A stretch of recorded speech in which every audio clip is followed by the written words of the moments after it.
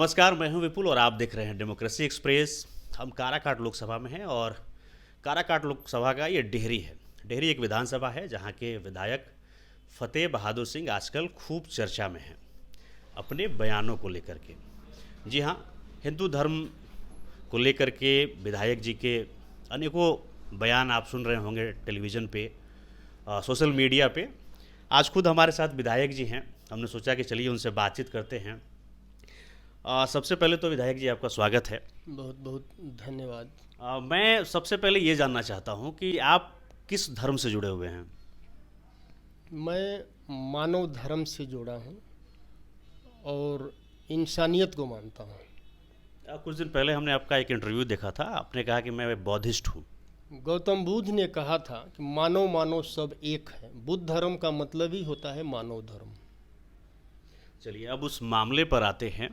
तो ये लगातार आप हिंदू धर्म को लेकर के जो बयान दे रहे हैं वो किस संदर्भ में है? पहले आप लोग बताइए, जो लोग हिंदू का बात करते हैं वो लोग स्पष्ट करें कि ओबीसी एससी एसटी के लोगों के लिए किस ग्रंथों में ओबीसी एससी एसटी को हिंदू शब्द से उच्चारण किया गया है। सभी ग्रंथों में ओबीसी एससी एसटी के लिए शूद्र और अति शूद्र कहा गया है। हम हिंदू कैसे? आप लोग हिंदू हिंदू हिंदू का मतलब क्या है? मेरे सवाल का आपने जवाब ये नहीं दिया कि आप समझ पा रहा हूँ। पहले आपने किस संदर्भ में वो पहले या तो हिंदू शब्द हटाइए। हिंदू के जगह आप ब्राह्मणवादी व्यवस्था बोल सकते हैं, अंधविश्वास बोल सकते हैं, पाखंडवादी बोल सकते हैं, लेकिन हमारे बहुजन समाज के लोग जो हैं उन्हें आप किस ग्रंथ में हिंदू समझा है ये तो बताइए हमको। तो आपके सभी ग्रंथों में हम मतलब कि हमें आपने शूद्र समझा है और आपने शूद्रों को और महिलाओं को हर चीज़ से वंचित रखा। शिक्षा प्राप्त करने का अधिकार शूद्रों और महिलाओं को नहीं है, धन दौलत संपत्ति रखने का अधिकार नहीं है, पैर में जूता पहनने का अधिकार नहीं है, नया वस्त्र पहनने का अधिकार नहीं है। आप हमें कौन सा हिंदू समझ रहे हैं? पहले ये हिंदू हिंदू का नारा लगा। विधायक जी आप तो हिंदू हैं नहीं, आप तो कह रहे हैं कि आप बौद्धिस्ट हैं। मैं मानव हूँ और मैं मानव धर्म को मानता हूँ। और मैंने पहले ही सवाल किया कि ये आपका जो स्टेटमेंट है, वक्तव्य है, ये चल रहा है। आप ये बताइए ना कि हिंदू है कौन, ये तो पहले बताइए। आप किसको हिंदू बोल रहे हैं? नहीं, आपको कभी तो ये ख्याल आया होगा कि मैं ये इस बात को कहूँ तो उसका कोई तो तात्पर्य होगा ना कि आपको अचानक से आपके मन में आया और आपने बोलना शुरू कर दिया। अचानक से नहीं है। मैंने जब से होश संभाला है, मैंने जब से राजनीति में कदम रखा है, मैं 2005 से इस बात को मैं समाज में अपना रखते आया हूँ। लेकिन पहली बार आप लोगों ने इस बात को गंभीरता से लिया है। आप अम्बेडकर जी को पढ़िए, संत रविदास जी को पढ़िए। आप एक बौद्धिस्ट होकर के और हिंदू धर्म पे सवाल खड़े कर रहे हैं। भाई, बौद्ध क्या है? सारे बौद्ध थे। हिंदू एक धोखा है। हिंदू शब्द ब्राह्मणों का दिया हुआ एक धोखा नाम है। तो अब क्या चाहते हैं आप इसको लेकर के? जब आप इस तरह की बयानबाजी कर रहे हैं तो क्या होना चाहिए इसको लेकर के? सीधा होना चाहिए कि देश जो है शिक्षा की तरफ बढ़े, अंधविश्वास और पाखंड से दूर हो। चूँकि शिक्षा के बिना विकास होना संभव नहीं है। इसके लिए हमारे सावित्रीबाई फुले ने उस समय 180 वर्ष पहले ही बता चुकी हैं कि मंदिर का मतलब होता है मानसिक गुलामी का मार्ग और स्कूल का मतलब होता है जीवन में प्रकाश का मार्ग। जब मंदिर की घंटी बजती है तो हमें संदेश मिलता है कि हम पाखंड, अंधविश्वास, अज्ञानता और मूर्खता की तरफ बढ़ रहे हैं। और जब स्कूल का घंटी बजती है तो ये संदेश देता है कि हम ज्ञान, तर्कपूर्ण ज्ञान, वैज्ञानिकता व जीवन में प्रकाश की ओर बढ़ रहे हैं। विपक्ष आरोप लगा रहा है कि ये तुष्टीकरण की राजनीति हो रही है और इसमें कुछ नहीं है। आप हिंदू देवी देवताओं के बारे में फिर हिंदू आप बोल दिए। अरे हम पहले जो हिंदू बोलते हैं लोग ये स्पष्ट करें कि हम हिंदू कैसे। नहीं, विधायक जी बताएं मैं क्या कहूँ उसको? सनातन धर्म कहूँ? नहीं, आप बोल सकते हैं कि आप ब्राह्मणों के खिलाफ बोलते हैं, आप ब्राह्मणवादी व्यवस्था पर चोट करते हैं। ये बोलिए ना, आप बोलिए कि ब्राह्मणवादी जो कुरीतियां हैं जो ब्राह्मणों ने अंधविश्वास फैला के रखा है, उस अंधविश्वास को आप प्रकाश की तरफ ले जाना चाह रहे हैं। आप क्यों अंधविश्वास में फंसे हुए लोगों को प्रकाश की तरफ ले जा रहे हैं, ये पूछिए ना। गिरिराज सिंह कह रहे हैं कि फतेह बहादुर जी जो हैं वो हिंदुओं के बारे में तो बात कर रहे हैं, देवी देवताओं पे टिप्पणी कर रहे हैं, लेकिन वो दूसरे धर्म पर कभी बात नहीं करते हैं। वो इस्लाम हो या क्रिश्चियनिटी हो या बुद्धिज़्म हो, उस पर उनका कोई बयान नहीं आता। गिरिराज सिंह से मैं पूछना चाहता हूँ कि जब सावित्री बाई फुले जो है शिक्षा का जोत जगाने के लिए कदम आगे बढ़ाई थी, बच्चे बच्चियों को पढ़ाने घर से निकलती थीं, तो उन पर गोबर और पत्थर फेंकने वाला कोई मुसलमान था, कोई क्रिश्चियन था, कोई सिख था? ये स्पष्ट करें। अरे उनके शिक्षा के क्षेत्र में तो मुसलमानों ने उनको मदद करने का काम किया है। फातिमा शेख और उस्मान शेख ने उनको मतलब कि अपना ज़मीन दिया पाठशाला खोलने के लिए, और फातिमा शेख ने सावित्री बाई फुले को शिक्षा के क्षेत्र में क्रांति लाने के लिए कदम में कदम मिलाकर कर चलने का काम किया। तो जो तबका हमें हमेशा सहयोग किया है, मैं उसके बारे में मैं कैसे बोल सकता हूँ?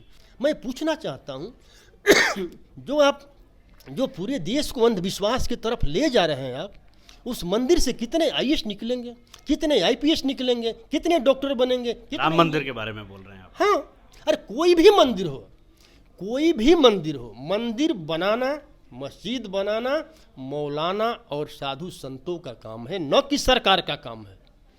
सरकार का काम है देश का विकास, और देश का विकास मंदिर और मस्जिद से होने वाला नहीं है।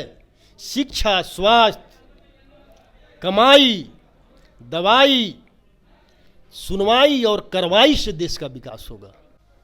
चलिए, राम मंदिर पे एक आपसे रिएक्शन ले लेते हैं। आपसे बातचीत हो रही थी ऑफ कैमरा, तो आप बता रहे थे कि आप राम मंदिर के पक्ष में नहीं हैं। सरकार कह रही है कि अयोध्या का विकास हो रहा है और आने वाले समय में राम मंदिर बन जाने से वहाँ के लोगों का उत्थान होगा, कमाई बढ़ेगी, लोगों की रोजगार बढ़ेगा। कोई भी मंदिर हो, दान पेटी क्यों रखे हैं वहाँ? अरे मंदिर तो ब्राह्मणों का एटीएम मशीन है, जिस एटीएम मशीन में 90% के लोग पैसा डालते हैं, ब्राह्मण निकालता है। किसी भी मंदिर से सिर्फ ब्राह्मण का विकास हो सकता है। जो कह रहे हैं कि देश का विकास मंदिर से होगा, तो फिर कोरोना काल में सारे लोगों को मंदिरों में भर देना चाहिए। मंदिर को बंद क्यों कर दिया गया, आप बताइए ना। आप विधायक जी जाएंगे कि नहीं अयोध्या? आप रामलला के दर्शन के लिए जाएंगे कि नहीं? मैं साकेत जाऊंगा, वो अयोध्या नहीं है, वो साकेत है। आप पढ़िए भाई, आप लोग। नहीं, अयोध्या का नाम एक साकेत भी है। नहीं, अयोध्या का नाम नहीं, साकेत का नाम इन लोगों ने, मनुवादियों ने पुष्यमित्र शुंग राजा बृहदत्त की हत्या के बाद बदलकर अयोध्या किया है। वो साकेत है, और साकेत राम का नहीं, सम्राट अशोक और गौतम बुद्ध का नगरी है। वहाँ विश्वविद्यालय खुलना चाहिए था। आमतौर पर राजनीति से जुड़े हुए लोग इस तरह के मुद्दों पर बात करने से बचते हैं विधायक जी। और अभी जो माहौल है, 22 तारीख को जो प्राण प्रतिष्ठा का कार्यक्रम है, उसको लेकर के पूरे देश में एक माहौल बना हुआ है। वैसे में आप इस तरह की बात कर रहे हैं, क्या आपको राजनीतिक नफे नुकसान की फिक्र नहीं है? आप ये बताइए, गौतम बुद्ध एक राजा थे, एक राजा का पुत्र थे। उनको क्या आवश्यकता पड़ा था राजपाट छोड़ करके, मतलब कि मानव को सेवा में अपना पूरा जीवन व्यतीत करने का? मैं गौतम बुद्ध के वंशज का हूँ, मैं सम्राट अशोक के वंशज का हूँ। जो सम्राट अशोक ने पूरे भारतवर्ष की जनता को अपना संतान मान लिया था, तो मैं सम्राट अशोक और गौतम बुद्ध के रास्ते पर चल रहा हूँ। और मैं पूछना चाहता हूँ, अभी आप बोले कि प्राण प्रतिष्ठा हो रहा है, थोड़ा हमें आप समझाइए कि ये प्राण प्रतिष्ठा का अर्थ क्या होता है? आप थोड़ा हमें एक्सप्लेन। नहीं, मैंने तो जो इनविटेशन पे पढ़ा है, मैं वो आपसे प्राण प्रतिष्ठा होता, आप बताइए उसके बारे में। नहीं, अरे भाई आप बताएंगे तब ना, वो होता क्या है, बताइए। जो लोगों को इनविटेशन मिल रहा है उसमें है कि प्राण प्रतिष्ठा का कार्यक्रम है 22 जनवरी को। उस दिन के बाद रामलला विराजमान हो जाएंगे मंदिर में। अच्छा, मतलब अभी तक रामलला में प्राण नहीं था, यही ना? 22 तारीख को रामलला में प्राण डाला जाएगा, अभी तक बिना प्राण के थे। आपका कहने का मतलब यही है? मैं पूछना चाहता हूँ, जो लोग ये अंधविश्वास फैला रहे हैं देश में, जो पाखंड फैला रहे हैं कि पत्थर में हम प्राण डाल देंगे, ये लोग तो बहुत काम का व्यक्ति हैं। ऐसे लोगों को तो देश में बहुत महत्व होना चाहिए, और ऐसे लोगों, पत्थर में प्राण डालने वाले को वर्ल्ड में हर जगह जाना चाहिए, अमेरिका में भी जाना चाहिए। और सबसे पहले जो पत्थर में प्राण डालने वाले लोग हैं, ऐसे लोगों को सरकार को चिन्हित करना चाहिए, भारत सरकार को, और उनका सर्वे कराना चाहिए कि हमारे देश में प्राण डालने वाले कितने लोग हैं। सूची बनाना चाहिए, और सूची बना करके जो हमारे प्राण डालने वाले लोग हैं, ये देखना चाहिए कि हमारे बॉर्डर पर कितना जो है सेना का टीम है, मतलब कि बटालियन, कितना बटालियन है। हर बटालियन के साथ एक प्राण डालने वाले को रखना चाहिए कि हमारा सेना शहीद हो और प्राण डाल दे। इसके अलावा हमारे जितने भारतवर्ष में हॉस्पिटल है, हॉस्पिटल में सारे स्पेशलिस्ट डॉक्टर हैं, लेकिन उसमें प्राण स्पेशलिस्ट एक भी नहीं है। तो ऐसे प्राण डालने वाले लोगों को हर हॉस्पिटल में एक रखना चाहिए, ताकि हमारे भारतवासी डेथ करे और ये लोग प्राण डाल दें। अगर ये लोग प्राण नहीं डाल पाते हैं, इसका मतलब यही है कि ये लोग देश में अंधविश्वास फैला रहे हैं, भ्रम फैला रहे हैं। और ऐसे अंधविश्वास फैलाने वाले लोगों को, पाखंड फैलाना, अंधविश्वास फैलाना, भ्रम फैलाना कानूनन अपराध है, और ऐसे अपराधी को जेल को अंदर होना चाहिए, जेल के बाहर नहीं होना चाहिए। जो प्राण डालने का झूठा अंधविश्वास फैला रहे हैं। नहीं, अंधविश्वास तो दूसरे संप्रदायों में भी बहुत सारे हैं, आप उस पर बात नहीं करते। किस समुदाय में बताइए ना, किस समुदाय में पत्थर में? जैसे आपने शुरुआत में कहा कि जब मंदिर की घंटी बजती है तो आप अंधकार की ओर जाते हैं। मैं पूछ रहा हूँ, तो सुबह का जब अजान होता है तो क्या लोग प्रकाश की तरफ जाते हैं? मैं क्या बोला आपको, मंदिर और मस्जिद बनाना किसी सरकार का काम नहीं है। तब तो सरकार को हज सब्सिडी बंद कर देनी चाहिए। सरकार को जो मुस्लिमों को हज सब्सिडी मिलती है उसे इमीडिएट बंद कर देनी चाहिए। देखिए, हमको किसी भी सब्सिडी से दिक्कत नहीं है, हर धर्म के लोगों के लिए सरकार, इसमें तो सरकार इन्वॉल्व है ना बॉस। देखिए, हर धर्म के लोगों को सरकार व्यवस्था करता है, लेकिन ये नहीं कि सरकार डायरेक्ट मंदिर बनवा। सरकार मंदिर नहीं बना रही है, सरकार मंदिर नहीं बना रही है। मैं आपको ये क्लियर करता हूँ कि वहाँ पर जो ट्रस्ट है, उस मंदिर निर्माण में ट्रस्ट इन्वॉल्व है। इसके अलावा मैं ओबीसी SC ST के लोगों का भ्रम दूर कर देना चाहता हूँ कि ओबीसी SC ST के लोगों ने जो है मंदिर के आंदोलन में, राम मंदिर के आंदोलन में बढ़ चढ़ करके भाग लिया था, लेकिन जब मंदिर का ट्रस्ट बना तो 9 उसमें मेंबर हैं, मेन ट्रस्टी में 9 मेंबर है, जिसमें 8 ब्राह्मण है, एक भी ओबीसी नहीं है।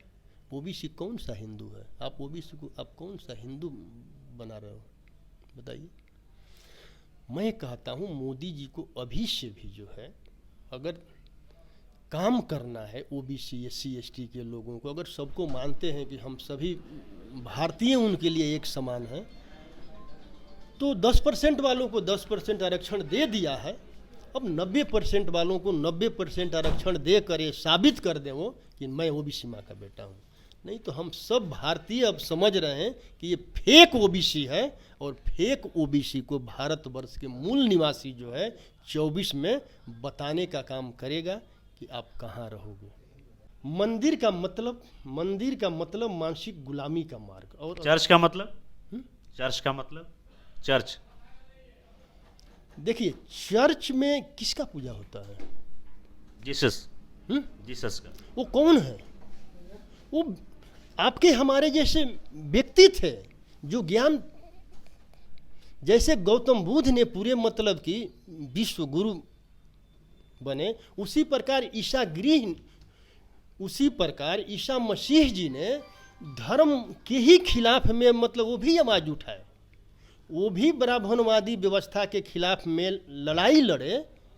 वो लड़ाई लड़ करके आज़ादी मतलब अपने लोगों को मतलब अंधविश्वास से आज़ादी के तरफ ले गए हैं। तो हम ये मान लें कि क्रिश्चियनिटी में, इस्लाम में, क्रिश्चियनिटी में चर्च में घंटा बजता है वो पाखंड नहीं है, देखिए, इस्लाम में जो अजान होता है वो पाखंड नहीं है, बट हिंदू धर्म में देखिए मंदिर में घंटी बज रही है तो वो देखिए मैं कहता हूँ ईसा मसीह ने भी कहा है कि अंधविश्वास से बाहर निकलो। गौतम बुद्ध ने भी कहा है कि मतलब अंधविश्वास पाखंड से विकास नहीं हो। वही बात हमारे सारे पूर्वजों ने मतलब कहा है, समझ गए। तो आप भी ये बात सारे धर्मों के लिए कह रहे हैं? मैं सबको कह रहा हूँ कि शिक्षा के अलावा कोई रास्ता नहीं। सारे धर्मों के लिए है ये? हाँ, सबके लिए है। इस्लाम के पे भी लागू होता है? मैं कहता हूँ सारे मानव का मैं बात कर रहा हूँ, मैं संसार के सारे मानवों के लिए कह रहा हूँ।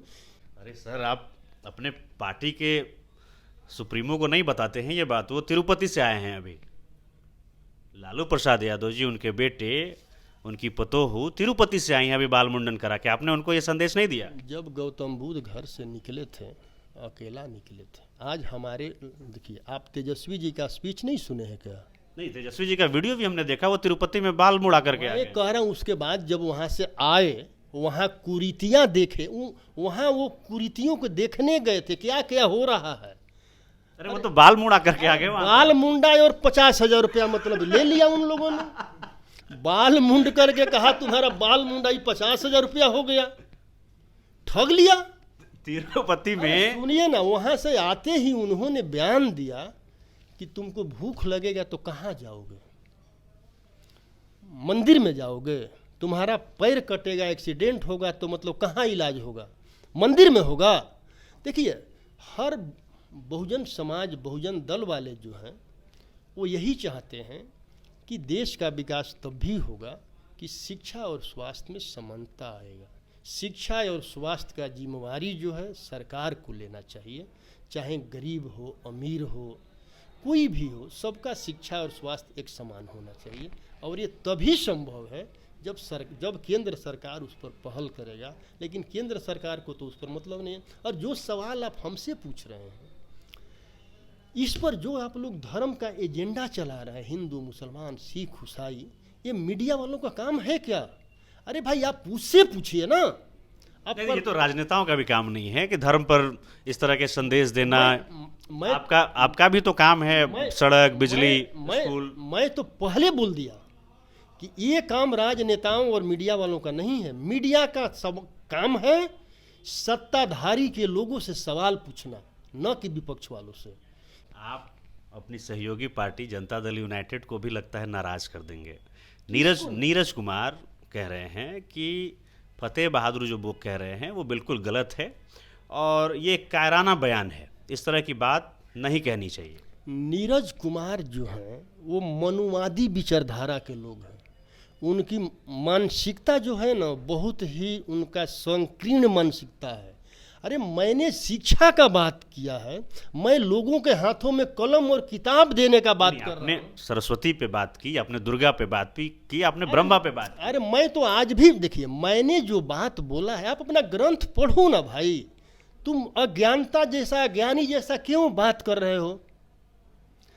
अगर तुम्हें क्षमता है, तुम अपना एक आप हृदय से बात बताइएगा। आप जिस तरह की बातें हिंदू धर्म को लेकर के देवी देव नहीं, अब मुझे कंप्लीट कर लेने दीजिए। ठीक है, मैं उसको छोड़ देता हूँ। आपने जिस तरह से दुर्गा को लेकर के, सरस्वती को लेकर के, ब्रह्मा को लेकर के जिस तरह की बयानबाजी की, आप अपने हृदय से बताइएगा कि आप प्रॉफेट मोहम्मद को लेकर के इस तरह की बात कर सकते हैं क्या? मैं जो बयान दिया हूँ, मैं अपने मन से नहीं दिया हूँ। जो ब्राह्मणों ने जो ग्रंथ में लिखा है, जैसे ये सावित्री बाई फूले ने लिखा है, ये मैंने पढ़ दिया। नहीं, प्रॉफेट मोहम्मद ने भी कहे कि आप 8 शादियां कर सकते हैं, सही है क्या ये? अरे सुनिए ना, वो उनका मामला है। अरे भाई, 5 शादी करे, 10 शादी करे, वो मामला उनका है, समझ गए। हमारा अपना विचार है। आपका देखिए, जो पर्सनल मामला आपका है, आप 10 शादी करिए, आपका ये पर्सनल मामला है। मोदी जी शादी करके अपने पत्नी को छोड़ दिए हैं, उनका पर्सनल मामला है। और बाकी लोगों को मतलब नारी का सम्मान का बात करते हैं। सीता का बात करते हैं, सीता मैया का बात करते हैं, घर के सीता को मतलब कि छोड़ दिया, बाहर के सीता के समान का बात करते हैं। उस पर मैं जाना नहीं चाहता हूँ। वो किसी का शादी का, ब्याह का अपना पर्सनल मामला होता है। तो ये डेहरी विधानसभा के विधायक फतेह बहादुर जी थे, जिनसे हम बातें कर रहे थे उनके विवादित बयानों को लेकर के। विधायक जी का कहना है कि मैं अपने स्टैंड पर अडिग हूँ और इस तरह की बयानबाजी चलती रहेगी। देखिए, मेरा लड़ाई शिक्षा vs अंधविश्वास है, और ये पूर्व काल से चलते आया है। अंधविश्वास फैलाने वाले पखंडी लोग, ये लोग चर्चा नहीं करा सकते हैं। मैं तो चैलेंज किया हूँ, आपके चैनल के भी माध्यम से मैं चैलेंज करता हूँ कि इन पखंडियों को संदेश दीजिए, जिनको हमारे बातों से आपत्ति है, ओपन मैदान, गांधी मैदान में चर्चा करा ले। मैं तैयार हूँ कि मैं सनातनी हूँ और मैं आस्तिक हूँ कि आप आस्तिक हो। चूँकि जो सच बोलता है, जो सत्य के रास्ता पर चलता है, वो आस्तिक होता है, और जो असत्य बोलता है, जो पाखंड फैलाता है, वो नास्तिक है। अरे आस्तिक तो हम हैं। तो हम आस्तिक लोग जो अपने विचारधारा को लेकर चलते हैं, उन नास्तिकों को जवाब मतलब यही है कि शिक्षा के अलावा कोई विकास का दूसरा रास्ता नहीं है। चलिए विधायक जी, हमसे बात करने के लिए बहुत बहुत धन्यवाद। ये विधायक फतेह बहादुर सिंह जी हैं, जो डेहरी विधानसभा से विधायक हैं। और आपको ये चर्चा कैसी लगी आप हमें ज़रूर बताएं, और बाकी ऐसे ही वीडियोस के लिए, खबरों के लिए आप देखते रहिए डेमोक्रेसी एक्सप्रेस।